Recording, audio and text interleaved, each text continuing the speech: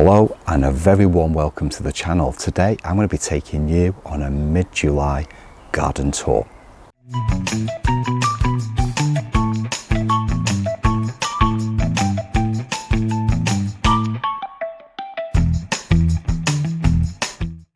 I'm going to start the garden tour with our garden resident, and over here we have a beautiful frog in the garden. Now he's been here for a few weeks now and he is such a lovely sight. We come out and see him whenever we can. Most days he's in the pond. Sometimes he just disappears altogether, but look at him, he's beautiful. He really is, and it just shows you create a wildlife pond and this is what you get in the garden. You get wildlife coming into the pond and you get so much joy from seeing creatures just enjoying the pond and enjoying the garden around. If you create a beautiful habitat for them, they will come into the garden. The pond, as you may have noticed, has gone a bit green, and that's due to a number of factors, mainly the amount of sunlight that it gets, even though it's in slightly a more shady area. But we're working on treating it with some straw, barley straw, and that will make a huge difference once we get that in there. But it's looking good, and the fact that we have wildlife in here shows that we're doing something right. We're on the right lines, and it gets a seal of approval from our frog friend there. Now, I want to start the garden tour with, over here, we have some really great things going on. We've got our Penstemon Garnet. So Penstemon Garnet, just looking so beautiful. It's like a fine wine that just gets better as time goes on. The bees enjoying it, just as they do with the digitalis, going in and out of these little booths, as you might have saw once just gone in there. But it's such a lovely colour. I think that Garnet is actually my favourite Penstemon colour, and it's one that we've grown for years and years. We used to grow it in Sheffield. Really nice one. I've noticed that Aster Twilight has started to flower. So look, we've got one of, that's probably the most open one that there is on the plants. But look at it, it's lovely. You just know there's so much more colour going to come into the garden. It's getting to its best, to be honest with you. There's so much more to enjoy. Aster Twilight, really beautiful variety. Now this is the style of planting in this garden is actually prairie perennial planting, and that was the idea when Paul designed these borders. That was the idea, and just look, we've got a mixture of perennials and grasses running through, like the Sesleria autumnalis. Now this is a really beautiful grass. I just love the flowers on this one. It's truly beautiful. They're getting well and truly settled in next to the Sedum Matrona, which has started to spread and bulk up beautifully. We've got Cosmos in there. As you may remember, we tried to fill some of the gaps in because these plants are new and there was gaps in the planting. And it's the same over there with the Monk's Hood as well. We've managed to get a few of the Cosmos dotted around in there, and it just fills in spaces, and that's okay. When you're doing something, when you set up a new border, it takes a while for things to establish. What I will say here is that this has surpassed all my expectations of this year. I really thought that it was going to take a couple of years to get to this point where we're at now, and just look, you cannot complain. It is truly amazing. I'm so happy, I really am. It was something that I thought would take much longer, and just look at it, it's doing really, really well. This is a nice grass, that's a Sesleria autumnalis. I really do like this one. I do have other favourites. You probably know my favourite is Stipa tenuissima. We've got lots of that growing through the border. That looks really, really good. I think it's an impressive grass. It looks great in the wind, once the wind's blowing, really windy day, it just blows back into, it's such a beautiful grass. And we've got here some Molinia, and this Molinia is called Molinia Banshee. This is another really nice grass, so Molinia Banshee, and I just love those red, almost like purple, reddy kind of flowers. They're really, really nice. But you cannot beat grasses in the garden. I must admit, I was somebody that a long time ago, when we lived in Sheffield, Paul was trying to introduce grasses into the garden, and I'll be honest with you, I was quite a traditionalist. I was not enjoying the fact that we're bringing grasses in when we could be making space for perennial planting. But what I've realised is prairie planting I've grown to love, and this, having grasses in the garden, I could never be without them now. Never ever be without them. So much going on. Verbascum they're doing great, they're doing amazing. They've started to flower. I didn't think they would look as good as what they are going to. They've only just started, remember. So we've got Verbascum there, we've got this big massive one there. Look at all the flowers that we're going to get on this one. There's so much going on. This is getting towards the great time, and it's just going to keep going even as we get to autumn as well. It's going to be amazing. This is the time now when everything's just coming into its own. Now our Persicaria amplexicaulis Alba, which is just running through the border there, is actually about to flower as well. And if I just sneak around this way and just point to the flowers there, the white flowers are just starting to come out. It's been a little bit slower, this one, to take hold, but I get the feeling once it does start to flower, all this area will bulk up as well. It looks so nice. But I'm really pleased with the Aster Twilight. Penstemon, as I said, absolutely amazing. Our Sedum Matrona looking great. Now, our Salvia Caradonna here, starting to go over a little bit, but just look at the bees. They are still enjoying it. They're still loving it. They really are.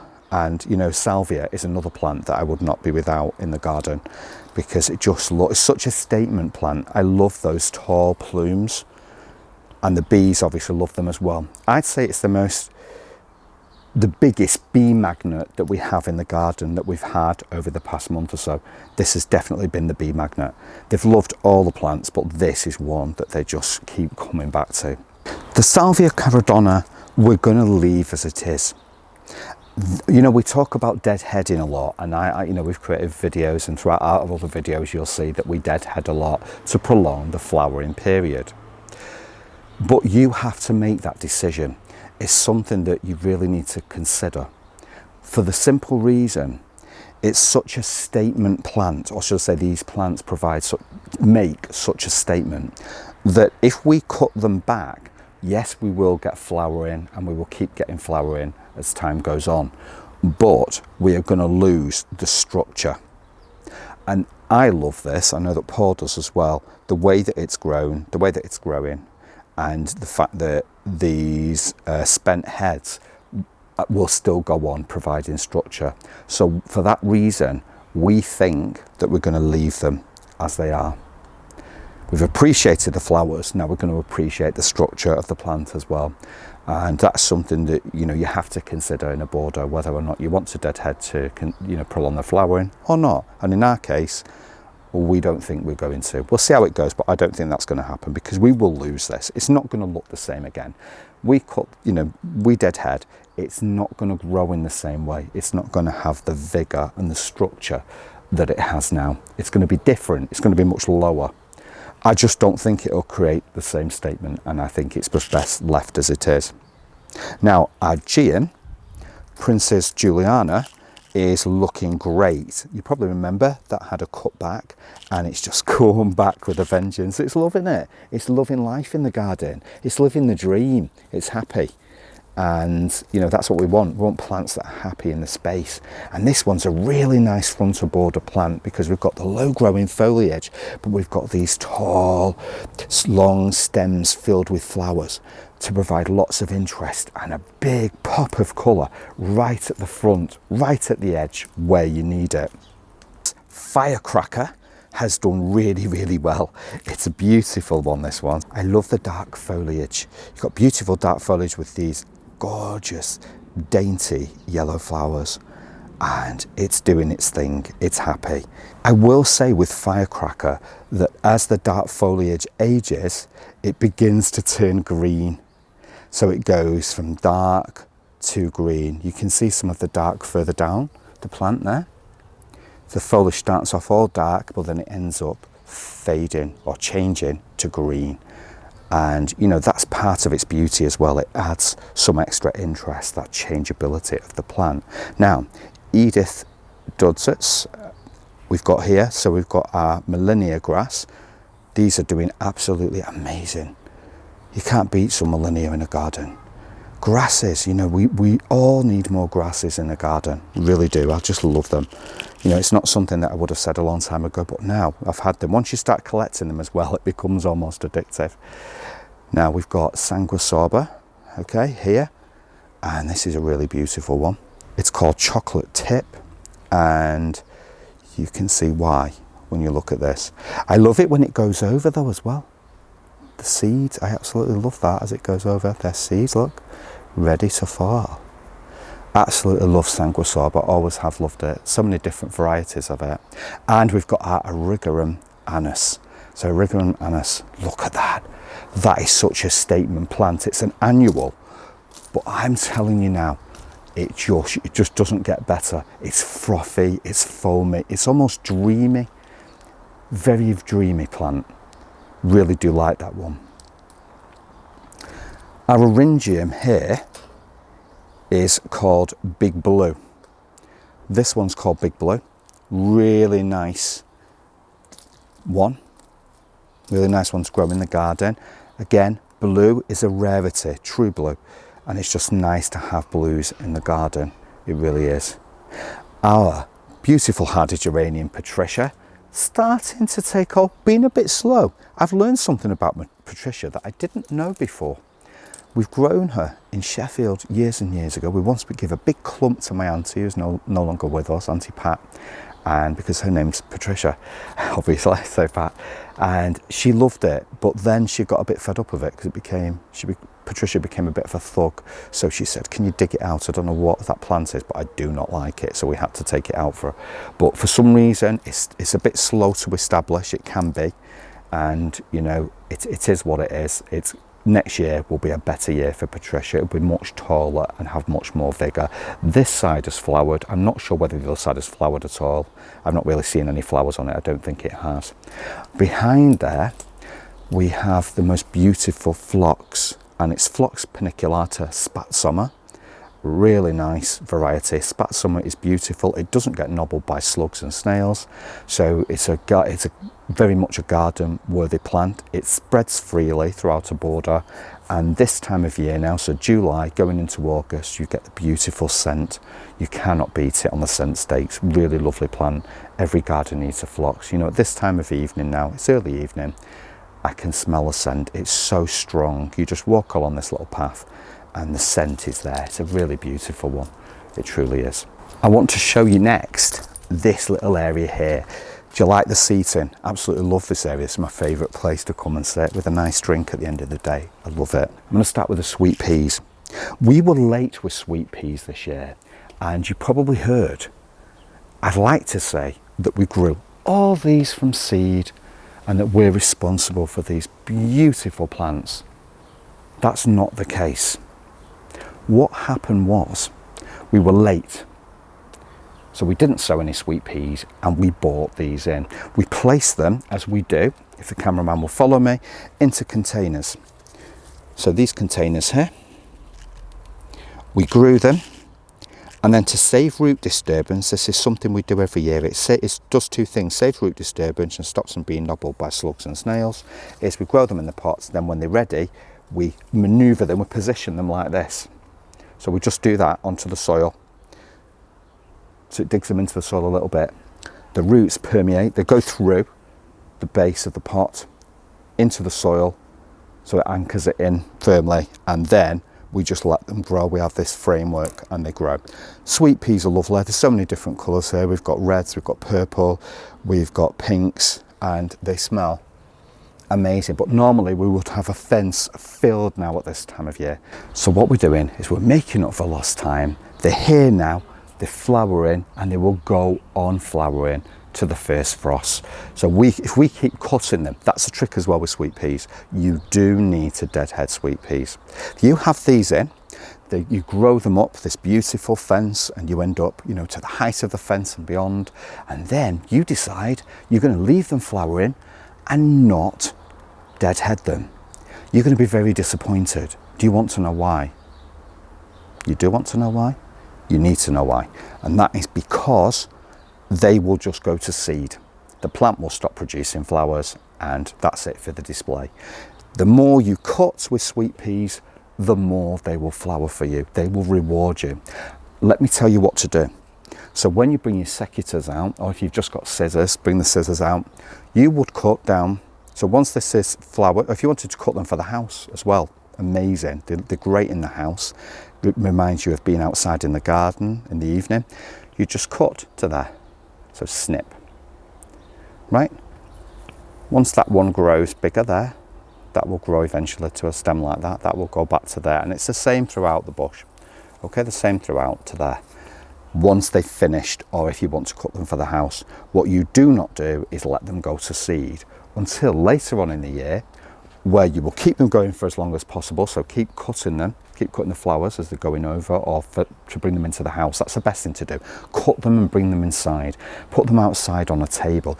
Give them to neighbours, give them to family, give them to anyone you know, friends, okay?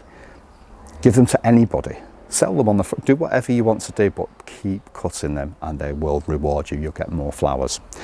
And what happens is, eventually, they will go to seed. If you want to let them go to seed later on, you can then let them go to seed, collect the seed, put them into paper bags when the seed's ready, and you've got your seeds ready for sowing later on in the autumn or in spring next year. Okay? You can sow them in the autumn, you can sow them in spring. We like to sow them in spring now. We've done them in autumn before many times, okay? That's just our preference at this moment in time. But what you can do is get your own seeds. It saves spending money on seeds all the time. You've got the plants there in the garden, so why don't you just utilise what you already have and just collect what you have? And then what's the price of a few paper bags or envelopes? Next to nothing. And do you know what? These plants will reward you with flowers and scent, and it's especially nice to strategically place them, as Paul has done here, on the veg bed, on top of the veg bed, because it's right next to the seating area. You've got the seating area right here, so you can enjoy the scent. It wouldn't be much good if we placed them along that fence there, where there's actually no bench or anything, there's nowhere to sit and enjoy them. We probably would smell them from here, but it's not the point. Put them where you can get the scent. Now, in this, what was traditionally the veg bed, we have tomatoes going on. So they're in flower at the minute. So we have lots of tomatoes on these tomato plants. They're doing really, really well. I love the foliage. You can't beat that smell of tomato foliage. I just love it. The leaves are absolutely divine. I love it when they're watered as well. The scent just seems to come off them. We've got calendulas in here. Lots of calendulas. Now these have been sown.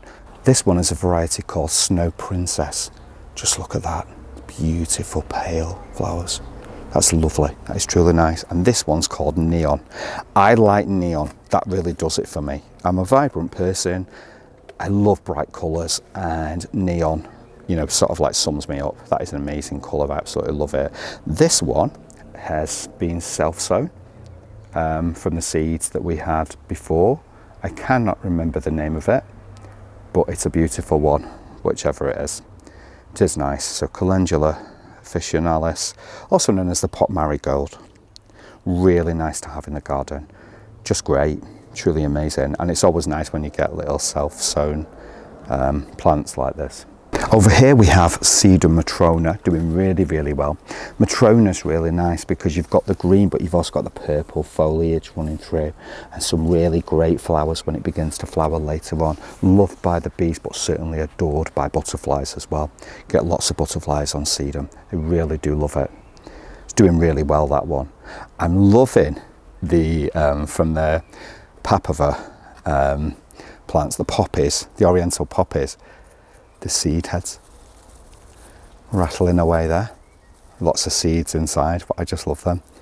Just love the structure that they provide. This is an example of, you know, you could cut them back. What's the point? Just look at the structure. They're given a structure.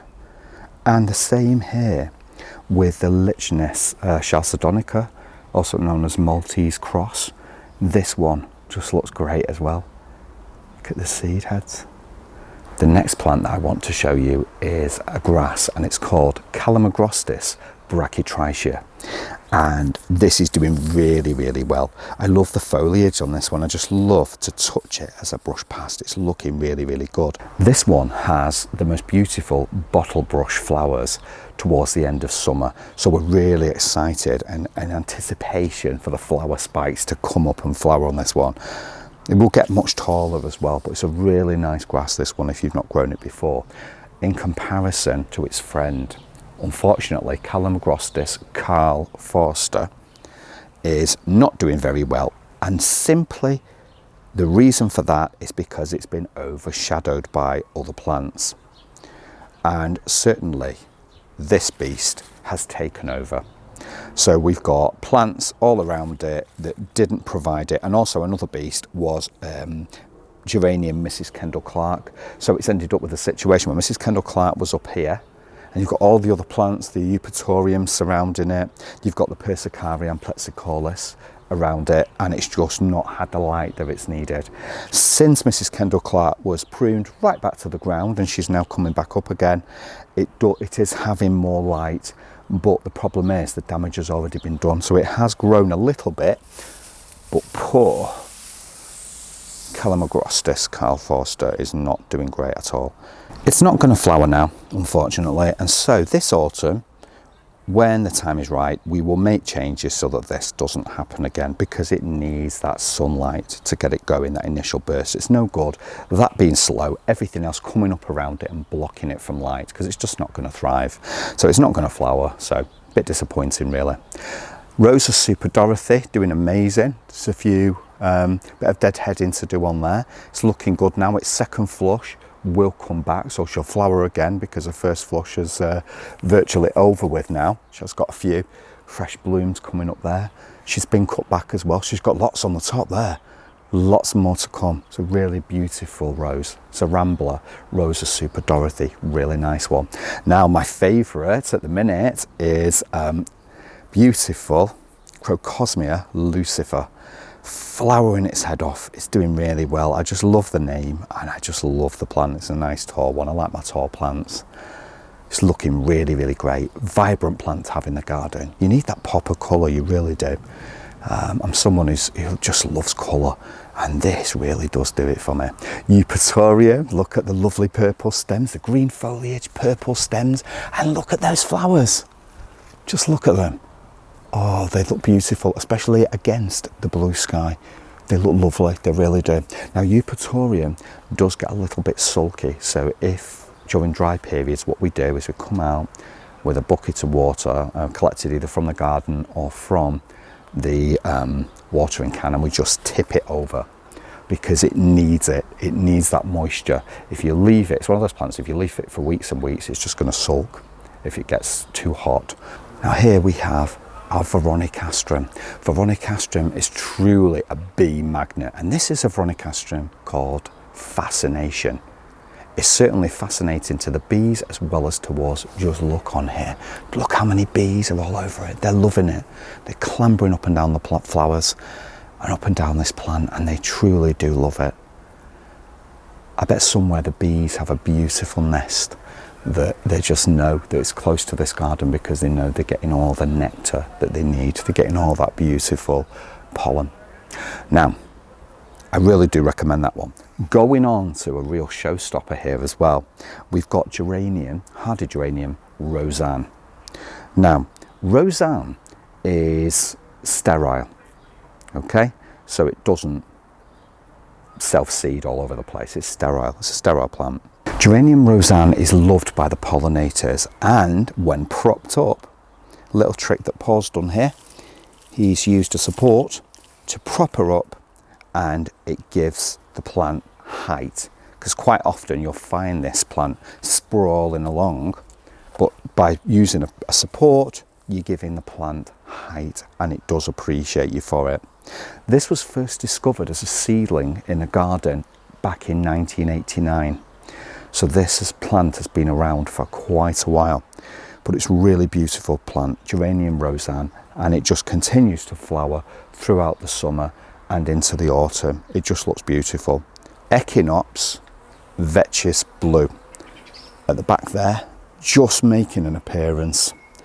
We do need to really rethink this, where the Echinops is, because it's not thriving at the back there because, again, lack of light. Echinops is another amazing plant, beautiful blue. So Vetchis Blue.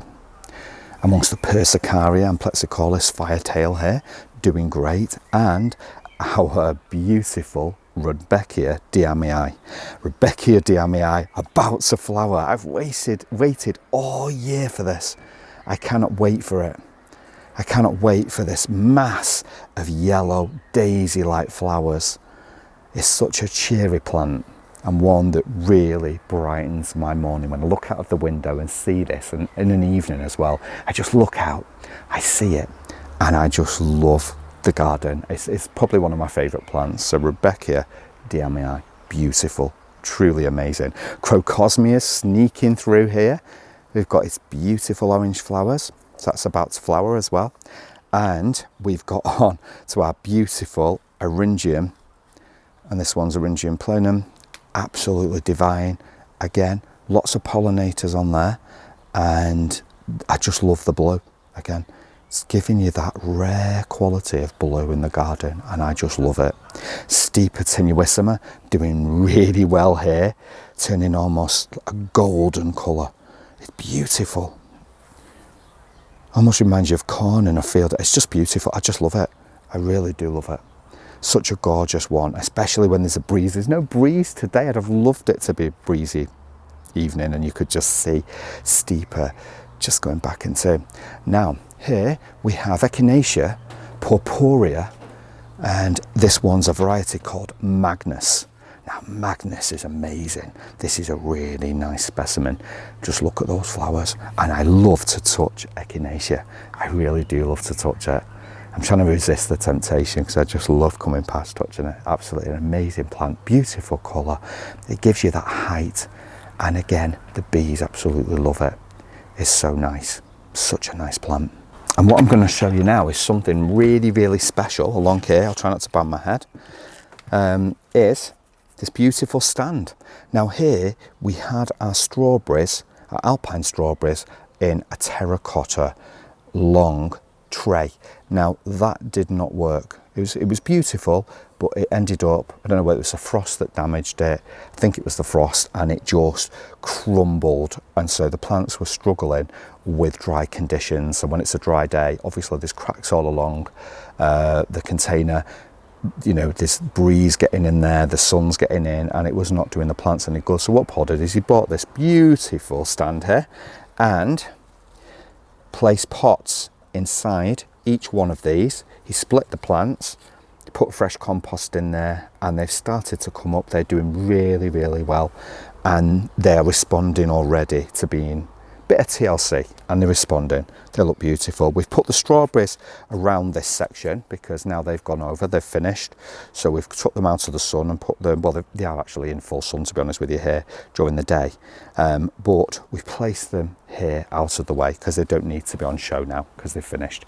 What I am going to do is open this door again and sort of sneak round. Look at this one. Now this one is Agastache rugosa Little Adder. Little Adder, what a name. And it certainly adds something to the garden and to the proceedings. Again, with Agastache, you've got that beautiful scent, that aniseed scent from the foliage, but look at the flowers.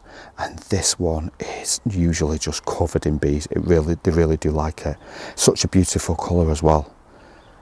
That's the thing now at this time of year. We're spoiled with scent in the garden. We're spoiled with flowers. It's so beautiful. Our cosmos, now this cosmos is the one that we've placed throughout some of the beds as well, the borders that are lacking where there's gaps. We have placed this one in and it's looking truly amazing. It's almost mouth-watering colour. That is a mouth-watering colour. Cosmos is great in a garden. Everyone should have it. And something that I noticed earlier that I'm so happy with. I am so happy today because my phlox paniculata David, beautiful white phlox, is out. Just look at that. It's a gorgeous white phlox with such a lovely, unique scent. I love it. I really do like this. Really beautiful plant. I love growing this one. We've grown this for such a long time, and to see it flowering now. Interestingly enough, we've got the flowers out there looking great, and over this side, because, you know, thinking of garden design, making sure that that repetition, because as you know, we used to do garden design. Oh, come and look at our friend on here. Our friend enjoying this beautiful eryngium. Look at that one. Oh, he's a beast. So he's loving it. Our beautiful Phlox David on this side is not flowering at all yet. Flowers have started to come out over there, but no, not flowering at all. So back to this side where we have the flowers and we have the scent, and that's what I grow Phlox for. I love it. We both love it. It's just gorgeous. Again, Phlox paniculata on this side, spat summer. My friend here has gone over, this is Ligualaria, usually a gorgeous yellow. You can just see the remnants of the yellow flowers on top. It's going over now, but a really nice one. Again, moisture lover. We've got our beautiful Crocosmia coming up, and this is Crocosmia Babylon, and when that flowers, it's going to look amazing. So I look forward to the next garden tour where I can show you it actually in full flower. This is one of my favourites in any garden, the Buddleia. The Buddleia is loved and adored by butterflies, and you know what? We should all have at least one. Even if we have a small space, we can get a low growing variety, ground cover variety. But look at this Buddleia, it's a beautiful one. I can't remember the name of it offhand, but it's a beautiful white Buddleia, and you know, white is so beautiful in a garden, and this one is no exception. The butterflies are going to absolutely love it. Did you know as well that honeysuckle are good for butterflies as well? So if you have honeysuckle in the garden, or you plant some, as we have done here, into a pot, and this is just temporarily in this pot, but literally we've used it to cover the fence, and we've got so many lovely flowers on there. And just look, you can tell it's a plant that butterflies will love just by looking at it, and they really do. I'm getting scent from this as well, so we're really lucky, we're really blessed with scent here. The flowers are running along the fence there. Absolutely amazing. We're doing so well. Now I want to bring you to over here. Okay, so we've got our Cheucarum here doing really great, a bit like an Agastache type plant as well, quite similar to Agastache, Cheucarum, if you've not grown that before. We had that in Sheffield. We used to have it growing through the driveway actually in Sheffield. It's one of those plants that once you've got, it's really difficult to get rid of. Geranium nimbus is coming back. Some really great stuff going on over here with our lovely friend called Diascia Emma. So Diascia Emma, really beautiful plant. Look at that. Paul really likes this one. It's always been a firm favourite. I was never bowled over with it, but now, having had it in the garden, I really love it. Our Eryngium Cobalt Star doing well. Next year it will do better. These have been placed in this border now, so it's going to take them a while to establish, but next year they're going to be really great. But you can see again that true blue, that rare blue quality in a garden you just can't beat. Penstemon Garnet, they're going to be amazing next year. And our apple tree that is still settling in. Now I came back home from work one day and I noticed one thing, and that is that some of the foliage has started to become a little crisp at the ends. It's recovered totally, and it's because I'd been making sure that some of the more moisture loving plants in the garden had been watered, but forgetting the tree. Remember, when you have planted a tree in the garden, or a shrub, but especially a tree, it takes a long time for it to establish. It does any plant, but you can't just plant it and leave it. I didn't plant it and leave it. It had been in for quite a number of weeks, many weeks, but still we'd had a dry period and it just became very dry. This bed is in full sun all day, apart from when the sun's behind a tree that's over there in one of our neighbours' gardens. But later on, the sun will come round and we're back on this space again. So really, you know, you do need to keep an eye on water levels, making sure that we do remember to water. Before I forget, I want to tell you something. Cheucarum self-seeds freely. Once you've got it in the garden, as I said, you'll never get rid of it. Look at these babies coming up all throughout the border. There's some over here as well. So literally they're everywhere coming up, and they have self-seeded. And so literally you will never be without it. And what this plant is saying, I like it in this space. I want more of me here. A plant will tell you if it doesn't like the space. So if you decide to place a plant somewhere, you keep buying the same plants and you put them in the same spot in the garden and the plants die, you can think, oh, it's just beginner's luck. It's something to do with you've not watered them correctly. You know, it's the weather, it's something else. But how many times do you have to buy the same plants, put them in the same spot in the garden for them to die each time to realise it is not an example of right plant, right place. It's right. Every plant can be the right plant, but certainly in the wrong place. And this is what happens. You end up, but they will tell you when they're happy. When they start self-seeding all over the place and you've got bits of plant coming up everywhere, it's saying that's the right plant for that place. It's saying, I'm happy here. I want to grow. Of course, you're the gardener and you get to choose what plants you wish to include in that space in the garden. You're finally in control, but sometimes we have to let nature decide and allow nature to have the say. And if a certain plant wants to grow there, as this tucarum does, we'll let it. So come back over to this border. I want to show you something. Sedum Carl is beginning to flower. His flowers are starting to open up here. When he first comes out and the flower heads come on, they look very different to how they do now. Some of them are really starting to get a tinge of colour in, and these are going to be great. Now Sedum Carl, once it does open, it's going to look stunning, but I'm telling you now, it's a beautiful low growing variety. This is really great. Unlike Matrona that does grow quite tall, this one's a low growing variety and you can't beat it. Our lobelia is coming out. Look at the flowers on the lobelia. Look at the beautiful flowers, just starting to now. But lobelia is a great plant. Again, this is a moisture lover. This is one that you would want to make sure that someone waters if you went away on holiday. I love you, spider, but I'm just going to put you there. Yeah, this is one that you would want to water because it does like the moisture. Our Tiarella, it has suffered a little bit with the drought.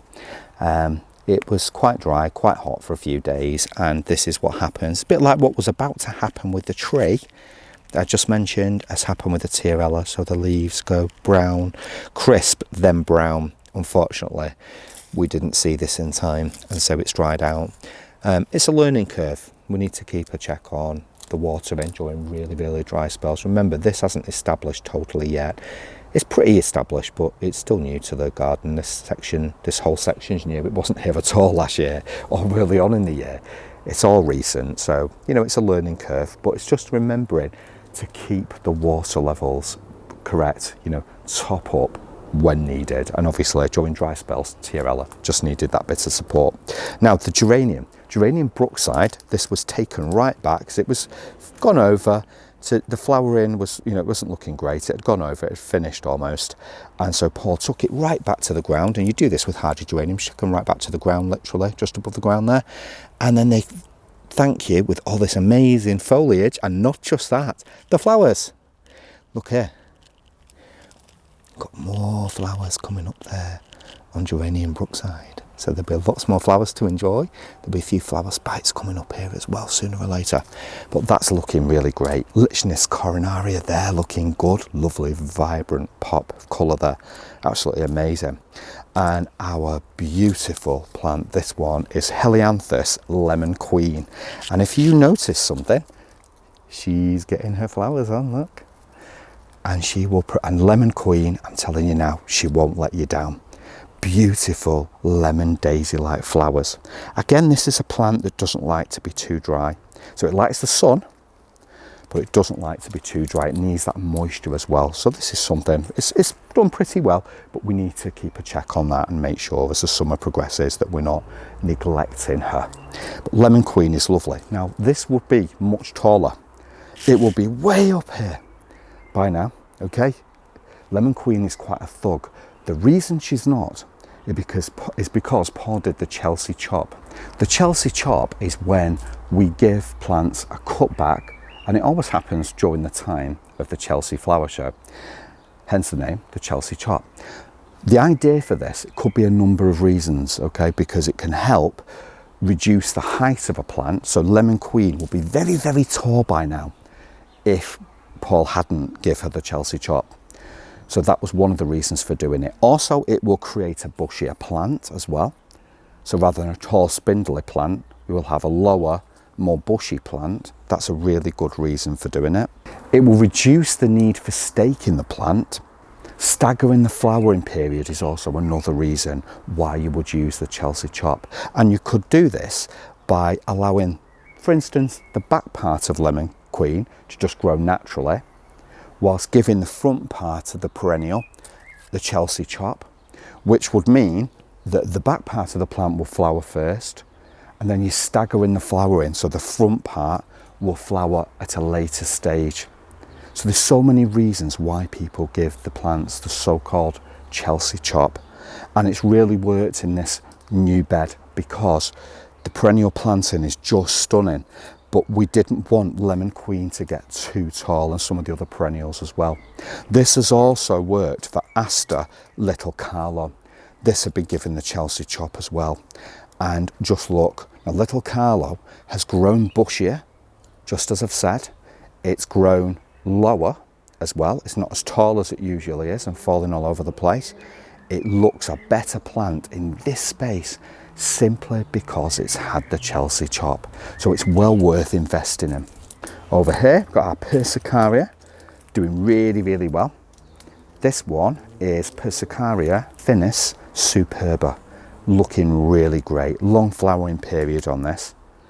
We've got some more of the Brunnera doing really, really well. This is Alexander's Great, and what we're loving about this Brunnera at the minute is it has self-seeded freely. We've got a plant coming up there. We've got this one, which is a real cute baby here. Look at this cute one. And again, this is saying, I like this space. I like where you've placed me. And it's coming up. It just looks amazing. It's a lovely plant. Brunnera's a really nice plant. Early on, early flowering. But it's got those lovely little delicate blue flowers on this one. And you can probably see there. But there's usually lots more. And it's just really great. It's a really nice plant to have. What I like about this is Paul's had the paint out, which means he's been giving this a really good paint job. This is going to be great because it's looking good. We just need to finish behind the holly, and this area on top is going to be a really beautiful grey when it's finished. So it's going to look really lovely. We've moderned it up. We've updated it because the shed looked really dark and grey when we come out of the house. Now it's updated. It looks better. And that's the trick with paint. If you've got something that looks old-fashioned, you can turn it into something really special. One of the next things on my list, hopefully by next year, or certainly by summer next year, is the gas light in the garden that we have, because that needs painting as well. But I'd like to show you something really, really special. I'd like to show you the front. So if you follow me, this is a rare opportunity for you to come and see our front garden. Welcome. Now, over here, something I've been dying to show you is this beautiful Helenium. Now this Helenium, again, loves the sun, but they do like a bit of moisture as well. So in really, really dry spells, just give it a little bit of water. But I love the fact this is a really nice tall one. I can't remember the name of it. We'll try and find it and put it on screen for you if we can. But this is a really nice one. It's absolutely beautiful. I love the height again. I love tall plants, and this really does it for me. Now, we've got a beautiful Penstemon here, doing really, really well. This was cut back during spring, and it's coming up amazingly. This one's called Rich Ruby, and you can see why with these lovely flowers. Next to it, we've got this Scabiosa. Just look at the lovely Scabiosa. Look at that. It goes really, really well together. This one is a lilac that comes up. It's a standard lilac, and so in May, you just get the beautiful small flowers on this one, and provides us with scent during that time. Now our Crocosmia Lucifer at the front has actually almost gone over. You can see just a few flowers there, but that's done really well. And here we have Monarda. Now it's a beautiful Monarda. This one, it's called Scorpion. I really like the name to this, and it's a lovely purple Monarda. You can't beat Monarda in the garden. Yes, it does have powdery mildew, but it's okay. It's beautiful, and it's a bee magnet. It's also known as bee balm, by the way. So it's certainly a bee magnet. And next to it, we have Persicaria and amplexicaulis, firetail, more of firetail. It's quite funny actually, because so many of the neighbours have asked for this plant, and so this is going to be growing in many of the gardens along this row of houses. But it's nice to show you some of the planting that we've got in the front garden. Over to the pots. We've got some great things going on over here. One of my favourites that cannot grow in the garden because it gets nobbled by slugs and snails is Phlox Bright Eyes. Now this Phlox has quite a really nice scent that I do like. Very different to the scent of the other Phloxes in the back garden. So if you've not grown Bright Eyes before, give it a try. But this one, it just gets nobbled, and so hence the reason it's growing in a lovely terracotta pot. Next to it we have the most amazing oriental lilies. This one is called Casablanca, and the scent at this time of day now, oh, you just can't beat it. Early evening, but when the sun's on it as well, but early evening, it's absolutely well and truly a delicious aroma.